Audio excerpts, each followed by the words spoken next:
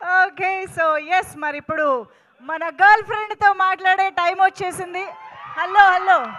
మన girl friend అంటే మన కాదు, మా గర్ల్ ఫ్రెండ్.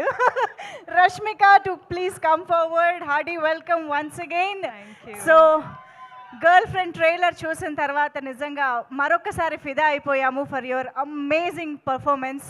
కానీ ఇప్పుడు సినిమా ట్రైలర్ చూసిన తర్వాత చాలామందికి చాలా క్వశ్చన్స్ మళ్ళీ రీచెక్ చేసుకోవడం లాంటివి జరిగే టైం లాగా అనిపిస్తుంది. కాబట్టి అసలు ఏంటి బాయ్ ఫ్రెండ్ ఈ వ్యక్తి మనకి కరెక్టా కాదా అనేది ఎలా తెలుస్తుంది, అంటే ఎలా తెలిసింది?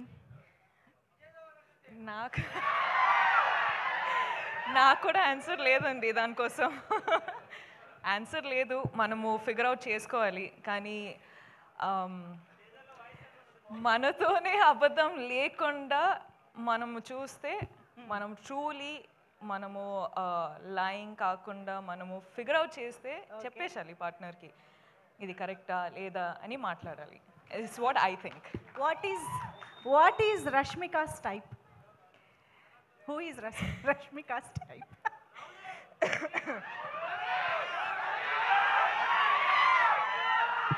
అందరికీ తెలిసే. అక్కడి నుంచే వచ్చిందంట ఆన్సరు. అంతే అంతే అంతే అంతే.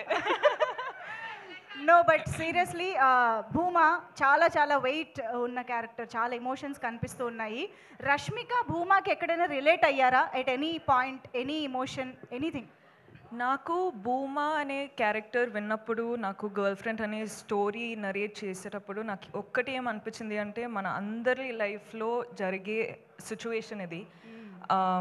అంటే చాలాసార్లు లవ్ స్టోరీ అన్నట్టు అంటే ఒక విధానం చూపిస్తారు, కానీ ఇది the girl friend is also love story, but love story in a way that people have not seen before. Okay. అంటే ఆ సెన్సిటివ్ టాపిక్స్ ఉంటాయి కదండి, అంటే మనము బెస్ట్ ఫ్రెండ్స్ తోటి మాట్లాడుకుంటాం కానీ బయట వాళ్ళతోటి మాట్లాడము. అవును. అట్లాంటి లవ్ స్టోరీ ఇది. ఓ సో ఇప్పుడు మనకు సినిమా చూస్తే బెస్ట్ ఫ్రెండ్తో మాట్లాడినట్టు ఉంటుందంట. అంటే చాలా కాన్వర్సేషన్ స్టార్ట్ అవుతాయండి. ఓకే, అదనమాట సంగతి. మనం గర్ల్ ఫ్రెండ్తో చాలా రిలేట్ కాబోతున్నాం అని అర్థమైంది. అవును. So over to you Rashmika, మీ ఫ్యాన్స్తో మీ ఆడియన్స్తో మాట్లాడుకోవచ్చు. హాయ్ అండి, thank you so much. Thank you so much, మీరు అందరూ వచ్చారు, సపోర్ట్ చేస్తున్నారు, ఇంత ప్రేమ చూపిస్తున్నారు. So thank you so much, అందరికీ వెల్కమ్. మొదటి ఏం స్టార్ట్ చేయాలంటే I think I love you రా. ఇప్పుడు ఈ కొన్ని ఇన్సిడెంట్స్ జరుగుతున్నాయి కదండి, అంటే ఇప్పుడు bus burning and all of that is happening. ఇప్పుడు ఇన్సిడెంట్స్ జరిగేటప్పుడు ఐ ఫీల్ చాలా పర్సనల్గా అయిపోతుంది అని, ఎందుకో నాకు అర్థం అవ్వట్లేదు ఎందుకో అని, but it feels very personal. So I'm very sorry to all the families. కేర్ఫుల్గా ఉండండి, కేర్ తీసుకోండి అని చెప్పొచ్చు, కానీ ఆ సిచ్యువేషన్ వచ్చేటప్పుడు we are all helpless. So I'm extremely sorry, ఏం చెప్పాలో నాకు అర్థం కావట్లేదు. So again I'm very very sorry. అంటే ఇప్పుడు గర్ల్ ఫ్రెండ్ ట్రైలర్ చూసారు, I hope you like it. Girlfriend అనే సినిమా, ఈ ఫిల్మ్స్ చాలా ఫిల్మ్స్ సెలెక్టెడ్గా చేస్తున్నాను, వర్క్ చేస్తున్నాను, కానీ గర్ల్ ఫ్రెండ్ వచ్చేటప్పుడు నాకు ఎందుకో ఇది చాలా చాలా ఇంపార్టెంట్ స్టోరీ చెప్పడానికి అని అనిపించింది.